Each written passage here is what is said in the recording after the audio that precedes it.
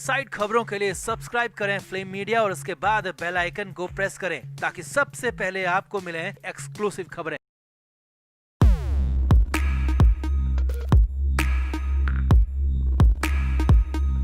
सुशांत सिंह राजपूत के साथ क्या हुआ कोई नहीं जानता।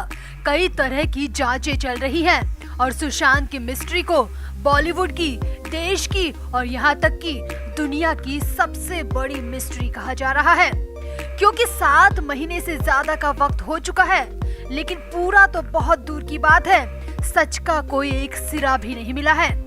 अब 21 जनवरी को सुशांत सिंह राजपूत का बर्थडे है और सुशांत के जन्मदिन से ठीक पहले एक बहुत बड़ी खबर मुंबई से आई है। खबर तो यहाँ तक है कि सुशांत के मामले में नए सबूत मिल गए हैं, नई बातें सामने आई हैं और पहली बार, जी हाँ पहली बार जांच कर रही 2 एजेंसियों की सीक्रेट मीटिंग तक हुई है, जिसमें कई बातें, कई सबूत, कई चीजें एक्सचेंज हुई हैं, जिसके बाद माना जा रहा है कि अगले 10 दिन में, जी हाँ अगले 10 दिन में बहुत कुछ बड़ा हो सकता है। तो क्या हुआ मुंबई में, कैसे बर्थडे से ठीक एक दिन पहले मिल गई बड़ी खबर और क्या है वो सबूत, सब कुछ आपको बताते हैं। आप भी इस वीडियो को शेयर करें और कमेंट करके अपनी राय भी जरूर दें। तो सुशांत सिंह राजपूत की जांच हर तरह की चल रही है। सीबीआई अपनी जांच कर रही है, एनसीबी की अपनी जांच है, यहाँ तक कि ईडी भी जांच कर रही है। एनसीबी तो कई लोगों को गिरफ्तार भी कर चुकी है, जबकि सीबीआई के पहले बड़े एक्शन का इंतजार लाखों करोड़ों फैंस को अब भी है। वहीं 21 जनवरी 1986 को जन्मे सुशांत सिंह राजपूत का जन्मदिन है और सुशांत के इसी बर्थडे से पहले मुंबई से बड़ी खबर मिल रही है।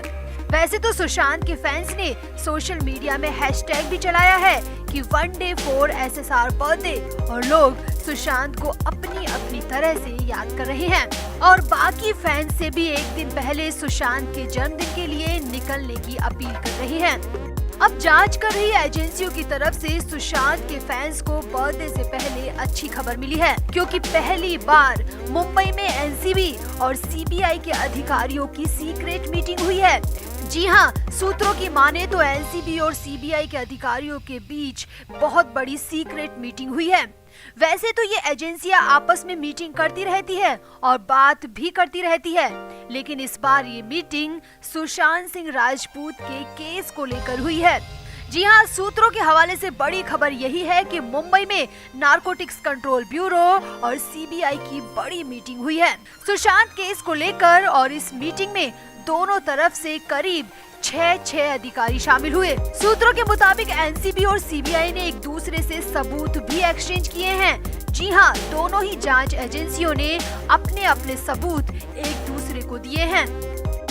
अब यहाँ पर समझने वाली बात ये है कि एनसीबी ड्रग मामले की जांच कर रही है और सीबीआई एनसीबी से सबूत मांग रही है और ड्रग वाले सबूत को ले रही है। तो जाहिर सी बात है कि सीबीआई ड्रग के एंगल को भी सुशांत की मौत के पीछे मानकर चल रही है और इसीलिए एनसीबी के अधिकारियों के साथ मीटिंग फिक्स की गई।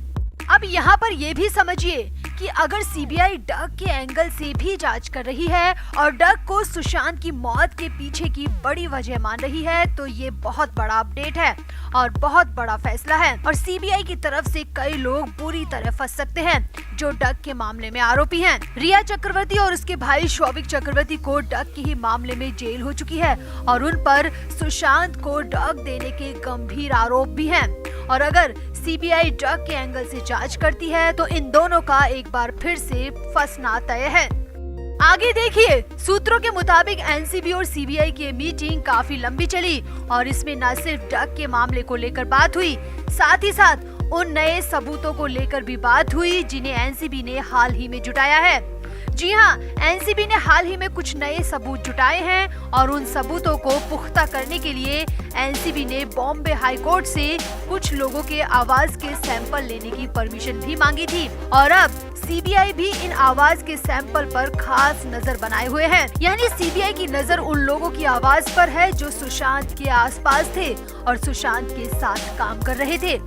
अब ये तो सबको पता है कि सुशांत की मौत से एक हफ्ते पहले तक सुशांत के आसपास कौन था, कौन कौन वो लोग थे जो सुशांत के साथ सुशांत के ही घर में रह रहे थे, और उन्हीं के आवाज के सैंपल पर एनसीबी के साथ अब सीबीआई की भी नजर बन गई है। इन लोगों की आवाज के सैंपल लिए जाते हैं और उनकी जांच होती है तो उससे बड़े खुलासे हो सकते हैं, और एनसीबी के साथ साथ अब सीबीआई की भी आवाज के सैंपल पर पैनी नजर बन गई है।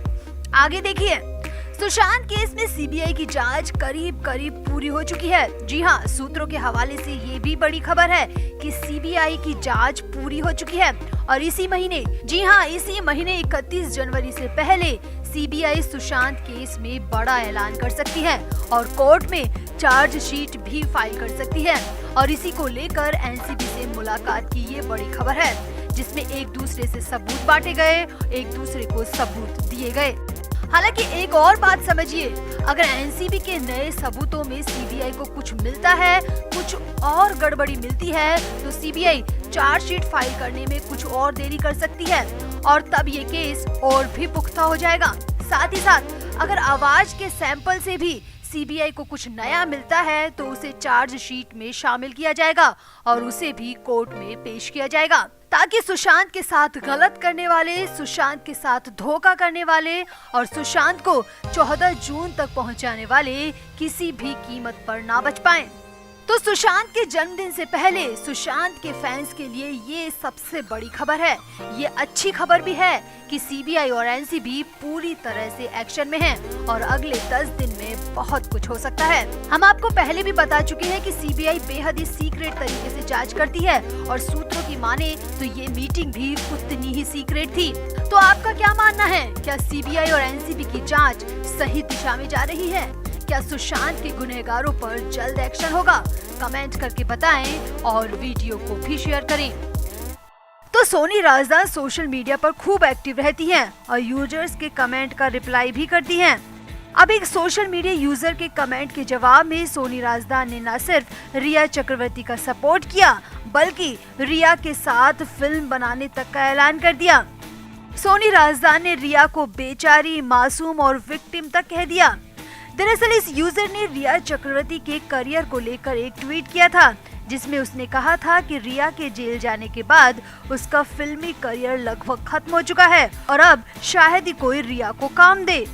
अब इसके जवाब में सोनी राजदान ने भी एक ट्वीट कर दिया और उसमें लिखा, उसके जेल जाने से यही बात साबित हुई कि जिन लोगों ने भी उसके साथ गलत किया और वो मासूम है।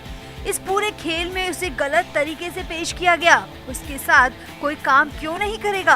मुझे लगता है कि वो अच्छा काम करेगी, मुझे यही उम्मीद है और हम भी उसके साथ काम करना चाहेंगे।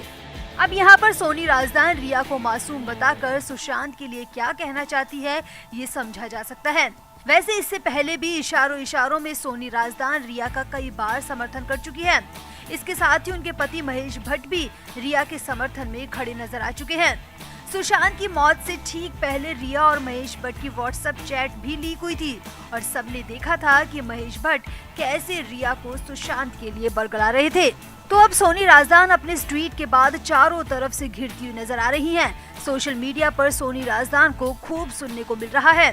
फैंस तो सोनी राजदान को रिप्लाई में महेश भट्ट और रिया चक्रवर्ती की इंटीमेट फोटोज भी सेंड कर रहे हैं। वैसे आपका सोनी राजदान पर क्या कहना है? सोनी राजदान के रिया के सपोर्ट में किए गए ट्वीट पर आपका क्या कहना है? कमेंट जरूर करें और वीडियो को भी शेयर करें। Flame media report.